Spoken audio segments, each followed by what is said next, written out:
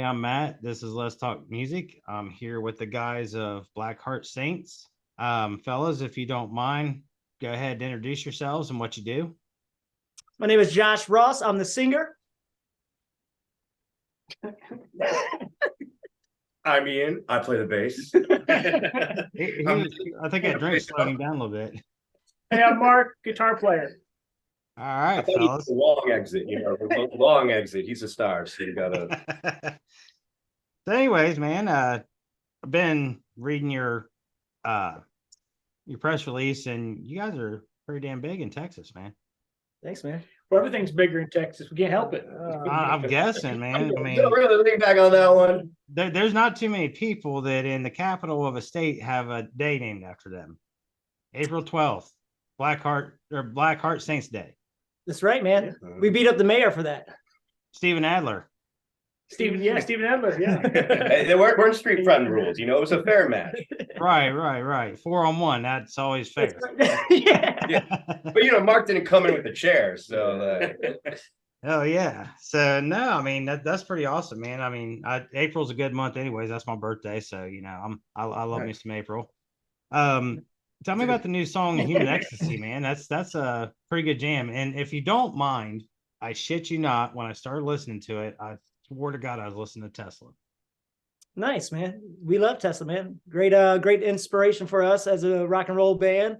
You can't go wrong with the greats. Human Ecstasy is the newest single that's out, which you can check on all social medias and digital platforms and all that good stuff. You want to check it out. But we got the chance to record with Gino from Filter, who helped produce the song. And then we had Bumblefoot from Sons of Apollo, Guns N' Roses. He was able to mix and master it and make it sound pristine, and we're excited, man. It's a new chapter for Blackheart Saints, and we're just going to see what happens, man, and just keep rocking and rolling and get the music out there as best as possible. So what's is there any kind of meaning behind the song, or is it just thrown out there? Human Ecstasy, man. You could probably put 2 and 2 together. Well, I was trying to. You haven't had a certain someone turn into a drug on you. I mean, it happens. 1 or 2 people at least. So, and you guys are with Cleopatra Records, correct? Yes, sir. Yeah, we just signed what? We signed our lives away. We did.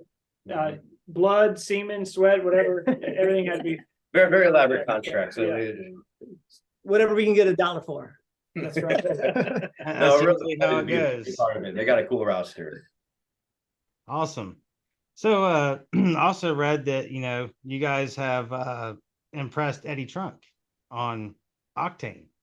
Well, he at least likes the t-shirt. I know that much. Yeah, I think he just likes the shirt, man. I don't think he likes the band. But we've been hanging out with Eddie for we've been keeping in touch with him for a couple of years now, man, and been a big supporter of rock and roll. We got a chance to meet him out in Houston, Texas for what show was that? Do you remember? With Ace Frehley. Ace Frehley, that's right. So we got a chance to meet him face to face, and super cool guy, and he supports rock and roll, man, to the max. And I mean, he's a legend, and he's the man. So he is actually my idol. That's one of the reasons I do this shit. Really, man, no kidding. That metal show, I'm guessing you're a fan of, right? What is it? That metal show? Oh yeah, sure yeah. Was a fan of that. Just I'm a fan of his XM show, everything. I mean, the dude he's a musical genius. I mean, there's nothing he can't tell you. I mean, I feel like I'm pretty progressed in that area, but there's stuff that he's come up with, and I'm like, man, I never knew that shit. Right. Somebody out there knows something more than me. Damn it, that's not supposed to happen. So, but no, I do. I love Eddie Trunk, man. Hell of a guy. I've never met him. I've tried to email him a couple times. Not an easy man to get a hold of, but yeah, he's definitely one of my I guess you'd say mentors. I listen to him and his interviews and stuff, and I mean the guy is just phenomenal. And the other one you mentioned, Ace Frehley, I don't know who that is, but I've heard he's pretty cool. He's all right, man. It's okay. But he's got a couple numbers. Yeah, just played with a few bands. So you guys you just said you're in Greensboro, North Carolina. You're out on the road with Steel Panther. Have you played a show yet, or is this your first one tomorrow? The first one's tomorrow. So we'll be at where? Piedmont Hall. There you go. Okay. Yep, I've been in Greensboro quite a few times. So that's just an end of January thing, correct? Yeah, we're just doing a Yes. couple dates with them, and then we're doing some shows with the winery dogs in Texas after that. Yeah, they're actually coming to Columbus in March. Working on trying to get that band too. Love Mike Portnoy. You know, the Billy Sheen, those guys are something else. And yeah, I mean I think it's awesome, man, that you guys are going out with, you know, these big names and stuff. I mean, it gets you a lot of exposure, especially like Steel Panther, man. They're like the raunchy 2000 late 2000 guys, you know what I mean? Kind of like the back in the Poison days and shit, you know.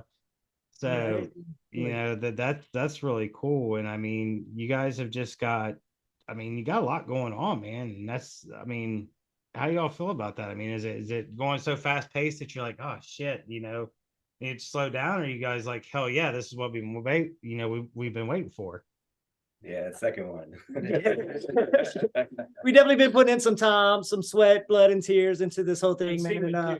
And of course that and it's good, man. It's exciting. Like I said, it's taken a long time for us to get to this point. And I think, you know, it sometimes happens overnight to some people who don't know about us, and you know, we start doing shows like this, and you know, we go from, you know, a small crowd to a large crowd like this, and to us, we know how much we put into the years of trying to craft our talents, and be able to be competitors with some of these top names.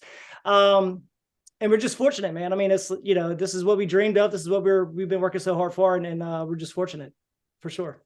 So what is it that, like, you know, how I talked about earlier, it sounded like I was listening to Tesla. So is that kind of the sound, not Tesla themselves, but is that the kind of sound you guys are going for? Is like a kind of a 80s, 90s type sound, or are you just trying to create your own thing based off of that? I mean, what's the sound you're looking to put out? I think when you start kind of pigeonhole yourself to a sound, you start kind of doing more harm than good. Mhm. We just are kind of we four guys that got together, and we just started to write some songs, man, and they just kind of built over time. And a lot of the inspiration comes from all of us personally. You know, from Zeppelin to Motley Crue, GNR to Seven Dust. I mean, you know, Judas Priest. I mean, Justin Bieber. Justin Bieber, of course. You know, Love Justin Bieber. So yeah, I But think it's all mixed in, man. You know, and this is what we laid out. I've been trying to lock down an interview with that dude for years, man. He's been chasing, he's been running away from me. I can't get him locked down. Give it time. Give it time. He'll make his way down. Right. I'll wear him down eventually. But no, I mean, that's cool. And you guys, it sounds like you've got quite a variety of influences going into your music. So what is your songwriting process like? I mean, do you just lay down some lyrics and take them into the guys and say that let's try this out, or does everybody throw their ideas into a blender and you know, Human Ecstasy comes out? Right. I think a little bit of all of it, kind of. You know, sometimes I need a little inspiration from Mark with a riff or something like that to help me kind of hear or see what I'm trying to put onto a piece of paper. We always kind of bringing it into a group aspect and make sure that we all kind of can bring each other up. That's the whole point. You know what I'm saying? I mean, what if it was just depending on me and Mark, we were only going to be at one level. So once we started bringing it to the rest of the guys and we just kind of started building this whole thing, yeah, it becomes a blender situation where we're once again taking our inspirations, bringing it to the table, and we're trying to see where it goes to from there. Once we get to the studio, it's a whole nother situation where then we take it to the next level. So we start working with people with Gino and Bubblefoot who are pros at this whole thing, and they can kind of see what we're trying to portray to the fans out there, and they bring us up, you know. So you got to surround yourself with good people. There you go. Not that guy. Have you guys seen that kid Thomas Thunder that Bumblefoot did some music with? He's a 15-year-old drummer. His name is Thomas Thunder. I did an interview with him not too long ago. The kid's phenomenal. He writes everything. Like, he wrote everything and took it into them guys. You know, I think it was Bumblefoot and I want to say it was two guys from Dream Theater. And he took it into them and said, "This is what we're going to play," and it was like, okay, and yeah, it turned out pretty cool. I mean, very very smart kid. I mean, he's I would say he's probably the next Portnoy or Pert. I mean, Fantastic. phenomenal. But yeah, that's when I read that he was the one that mixed your music. I was like, oh shit, this is the same guy that was playing guitar with this 15-year-old kid. So if you Right. guys get a chance, check him out on YouTube. Thomas Thunder. He's something else. Will do, man. Cool. Absolutely. So, but yeah, man. So how did you all meet? Like, how did Blackheart Saints start? So the band started with me and Mark. We started in what, 2014? Yeah. So you want to tell the story? Yeah, we just I saw his number in the bathroom stall. You dirty, dirty man. You said you wouldn't tell that story. We met these guys who just picked them off the side of the road as we were, driving. They were to the hitchhiking. gig. Yeah, and they already knew all the songs we wanted to play, so it already worked out. Oh yeah, there wasn't a glory hole below his number, was there? I'll ask the Steel Panther guys; they know a lot about those. So. They've been inspired, even. Yeah, I can imagine. I think we all moved to Austin thing in the same kind of hopes of finding those that are trying to reach for the bigger thing, that are wanting to go the distance, and like Josh said, find the people that'll bring them up, and that's where it starts. We're all from different places, but we created home and that same ambition. So where are you guys originally from? Louisiana. Wisconsin. I'm from San Antonio, Texas. Indiana. Wow. So I live in San Antonio, you're not too far off, but you three, yeah. I mean, Louisiana's not far either, but damn, Wisconsin and Indiana. I mean, what part of Indiana, man? Fort Wayne. Oh, okay. Yep. Yeah, there's actually a lot of bands I've been talking to are going to be hitting through there. There's what's that club up there that a lot of places or people play? Pierce. Yeah. That's what they've been talking about. Another one that I always hear about is the Machine Shop up in Detroit, or right. wherever that's at. In Michigan. Flint, Michigan. Yeah. Yeah. Okay. Yeah. I wouldn't think Detroit, but so yeah, man. I mean, how's it working down there in Austin? I mean, Texas being such a cowboy country state, you know what I mean? How's the rock and roll vibe scene down there in Austin? We don't concern ourselves with that too much. We just keep on trying to spread the good word of rock and roll everywhere else we can. We're on the road a lot, so I mean, we get That says a lot. I mean, it's good. Like I said, I mean, Austin's kind of known for its keep it weird, mentality, and that's fine. That's why we kind of met some good guys, and we knew when we had them, and we just kind of ran with it. It's good to be from Austin. There is very talented people out there doing their style and their genre, and they also, there is a good community of musicians out there who want to help each other as well. So it's good to be able to say that we're from Austin. Saying we learned a lot from being there, and again, if we wouldn't have moved there, we would have never had this band put together. So we were all chasing the dream, and sometimes you just got to pick up and move around and go to a place where those same people are with the same mindset. So we've been fortunate, man. That's a very very good explanation. That's pretty awesome. Mr. Drummer back here, we haven't heard much from you, buddy.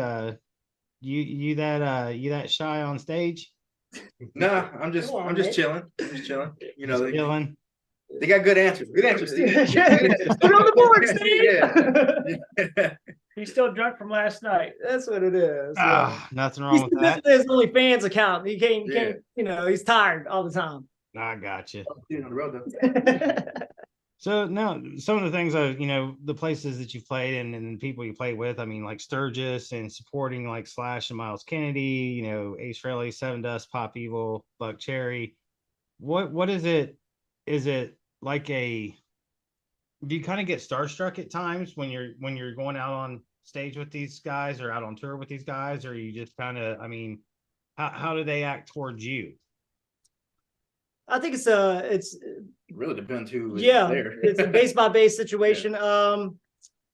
I think that it's a huge honor to be able to be on the same stage as some of the people that we've been following for years. I mean, Miles Kennedy, all the way from the movie Rockstar. You know what I'm saying? It's like before he was even Miles Kennedy. So it's like, you know, it's cool to be able to finally see that the dots are connecting and that we're able to get out there, and that us doing our work and dedication and sacrifices has got us to the place that we've always dreamed of going. You know, it's like, so now that we're finally there, I think there's some humbleness of knowing that we worked really hard to be there. I don't know if there's necessarily starstruck moments, because they're just normal guys. We like to think that they were probably just like we were back in the day, just young guys trying to find it, and they found it, you know, and that's why we do what we do, because, you know, if they could do it, then maybe we have the chance to do it as well. Right. So, you know, it's cool. I don't think I've had any bad experiences with some of the people we had a chance to play with. If anything, it's been really cool. It's been they've been very welcoming. Of course, there's schedules and there's things that you have to follow, rules and stuff, so you don't get to the one-on-one that you may want with those people. But you know that they're nice and that they're genuine and that they want to see young bands like us hopefully carrying the torch, so to say. Okay, yeah, that makes sense. I mean, because I just wondered, I talked to, I forget who the musician was or the band was, probably maybe a month ago. He was talking about some of the big names that they had been out with, and he said that, you know, surprisingly, the guys that have reached that, it was Dagon Destroyer from Society One. He was talking about how Dimebag waited in line to meet him, and he was talking about how, you know, surprisingly, those guys are very humble, that they're not the pricks you would think that they would be. It's kind of some of the newer bands that, you know, have made it, that are, you know, cocky and whatever. And I feel like in music industry generally, but not so much back then as now, cockiness and egos do not have a place, because it is such a crowded industry that your ego or cockiness can piss off the wrong person, and the next thing you know, you're not getting any shows, you're not getting any streams, you know. And word of mouth with social media nowadays can make or break a person like that, for sure. You know, and it's kind of, it's scary, honestly, because I mean, you've got bands that, you know, like Motley Crue, where they was saying that Tommy Lee was playing to a soundtrack, or, you know, people were making fun of Vince Neil because, you know, of the weight that he's put on or everything like that. But you got to look back at in the days when, you know, Motley Crue was at their prime. Vince Neil was like, you know, the whole band was a band of gods. You know what I mean? And Vince has been through a lot of shit. I mean, the dude lost his daughter and everything else. I mean, you know, that's horrible. And so, I mean, I feel like the social networks and people in general don't have the right to really pick at a performer because they've put on weight or whatever. Now, if their performance is horrible, that's one thing. But you can't say, you know, the guy is being compared to, you know, Bumble, the snowman, the abominable snowman or whatever. I mean, I feel like people can be so hateful and hurtful that it can just destroy something that you guys have, you know, worked years to build. Absolutely. And, you know, I mean, back in the day, they had critics, but none of them were like, you know, well, he's a fucking fat ass now and this and that, you know. I mean, they were just like, well, you know, he put on a bad show, but everybody has bad nights, blah, blah, blah. You know, it wasn't so hateful. Now people are like, you know, that motherfucker sucks and blah, blah, blah, blah, blah. And you're like, Jesus, dude, give the guy a break, you know. And I mean, my hat's off to you guys. You guys are you're playing music in a very tough, competitive industry, and the fact that you guys are where you're at now is awesome. I mean, you got to kind of look at it as, hey, we're making it, because you are. Thank you, Matt. Appreciate that, man. I mean, you got a record deal. This industry, it is so hard, man. It's so tough to make it in music, and it will test you every single day. So you don't have time for an ego. You don't have, you can't risk, treating people bad because you think that you're doing better or anything like that. Like I said, there's so much that it takes to just get one step ahead in this, on top of dealing with life itself. You know what I'm saying? Life is already hard. We got relationships that we're working out. We got family that we leave behind. We leave everything behind to go on the road, to bring entertainment, to take people out of their element and forget about their days and their weeks so that they can get into an atmosphere of enjoyment. We say leave the ego on stage, man. The ego is on stage because that's where we're able to perform. And we want that energy. We want to be able to have that portray out to the people. But once you step off that stage, we are people. We serve the people. You know what I'm saying? We're a people band. That's what it's about. We're here to serve. We're not here about us. You know what I'm saying? We're just thankful that we can create something that connects with people and we're able to make some kind of living out of it. So, I mean, you're absolutely right. And look, you can't change life. People get old. You know what I'm saying? I mean, Vince Neil is still trying to sing songs that he wrote when he was 20 something years old, still trying to sing like 1983. Come on. You can't judge people that way, man. It's like we all get old. You can't turn time. You can't go back. There's not a time machine. Maybe there'll be one soon, hopefully, and then we can all go back and enjoy the 80s again. Until then, you just gotta live on. No, and see that this guy, is he your spokesman? Is he like on Rockstar? He sits down at the table while and does. Well, there's a reason we give a microphone. It's usually not this, but he's doing pretty good, I'd say. I just got a big mouth, man. That's it. Yeah, man. He says it beautifully. It says it beautifully. You do. Every explanation you've given has been fucking spot on, man.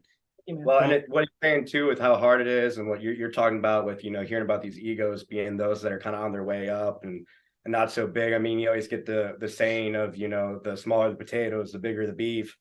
But you got to wonder sometimes if that beef and that ego doesn't come from the way that it is hateful out there, and that's kind of surviving becomes like build this kind of ego that you don't leave on the stage where it should be. Right. You take it with you to try to bulletproof yourself against some of that nonsense and what it takes to get up here. And artists shouldn't have to feel that that's the way they need to go about it. They should feel that love and support of the people, and then leave it on the stage, and then we all win. We all win.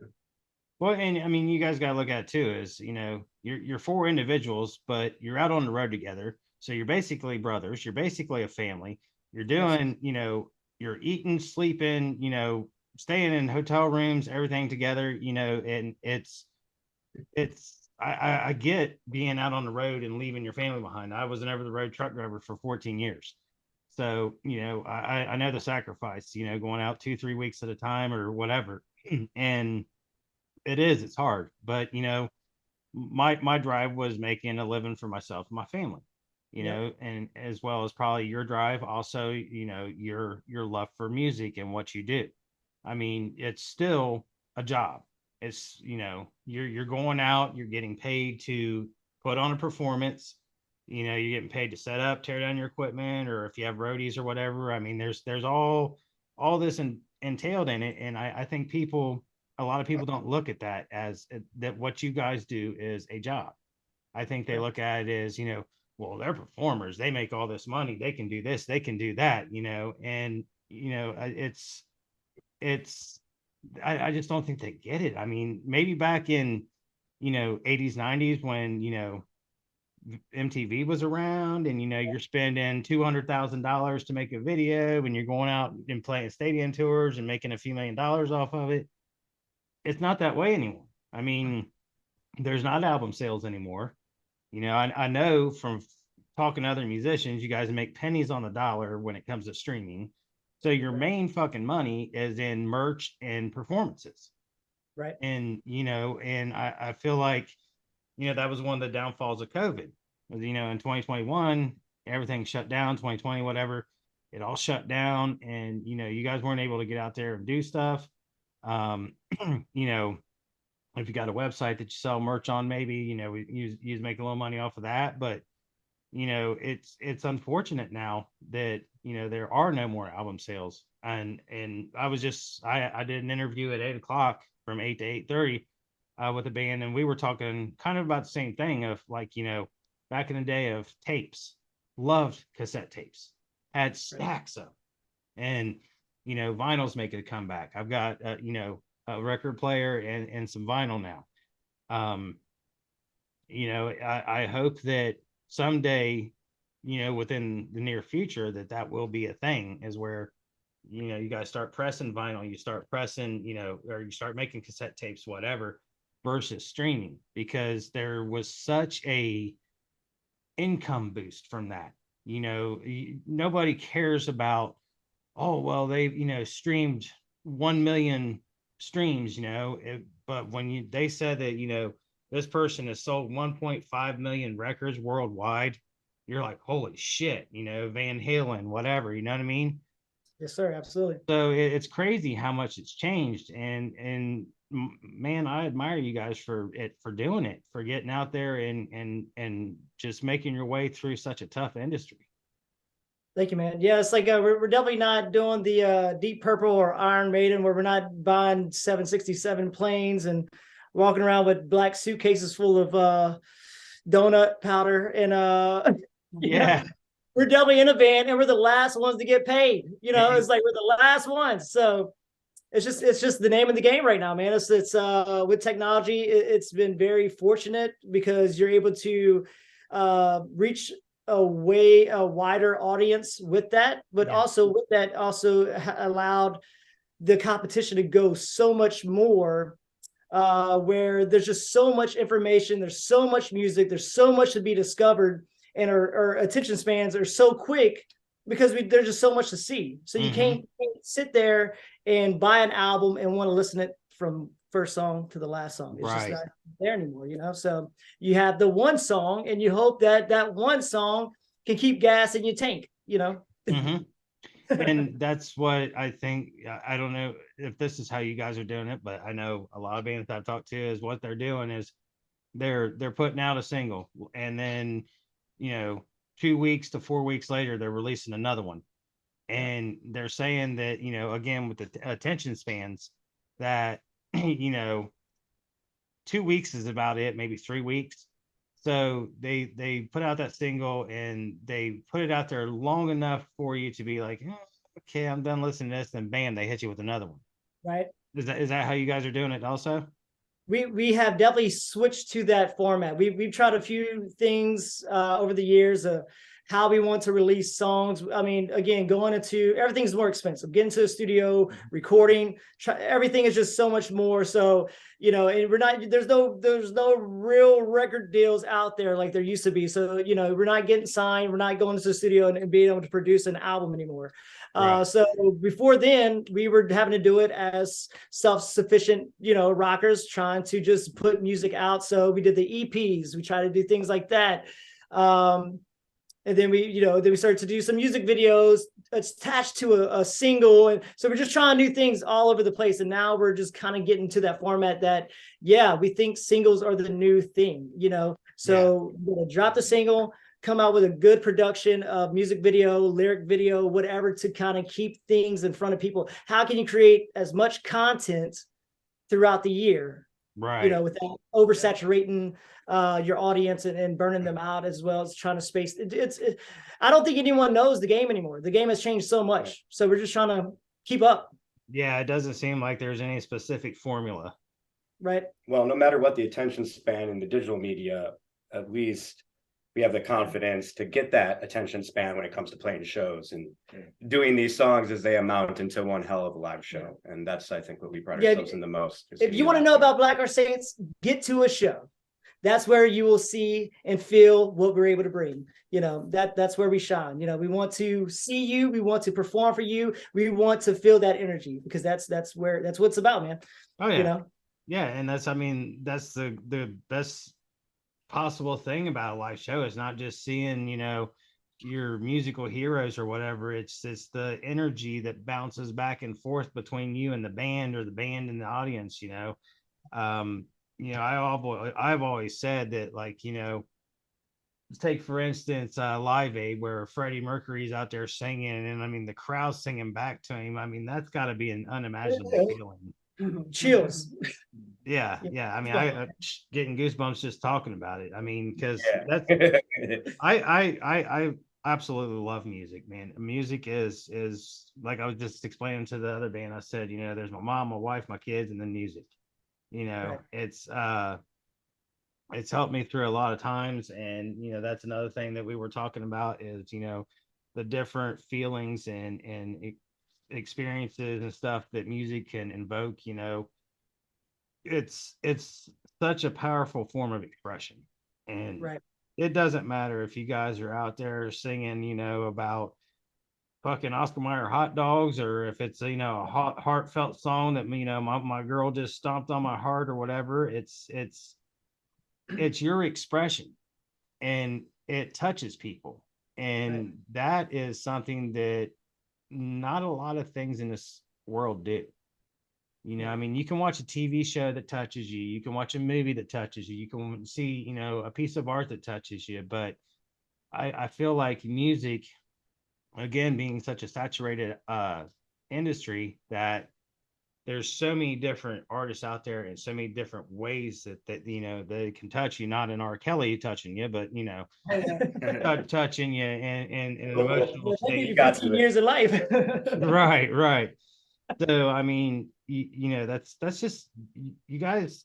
I mean, you have to be just so proud of yourself. I mean, like you said, you're finally out there making it. You're doing what you've been working so hard to do. It's like, you know, you started at the bottom and now you're upper management. You know what I mean? So I mean, and so just one last question.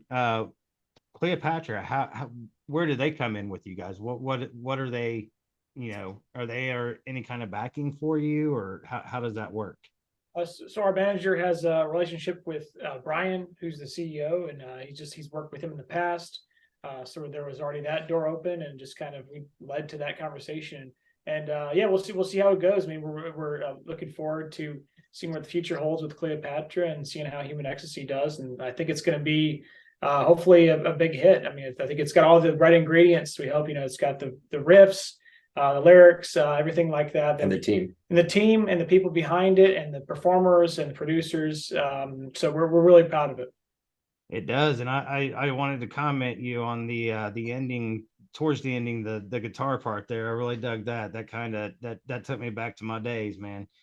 Nice. 80s, 90s, you know, I like me some metalcore. I like me some, you know, heavy metal and stuff, but sex, drugs, and rock and roll, man. Back Motley Crue, Poison, you know, Enough's Enough.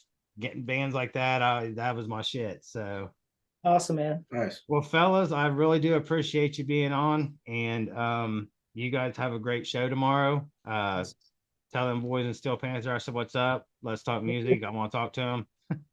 Yes, sir. But yeah, man, you guys have a great show, and thank you very much. Yeah, So pleasure, thank you, brother. man. Appreciate it, brother. Be good. See you All around. right, guys, have a good one.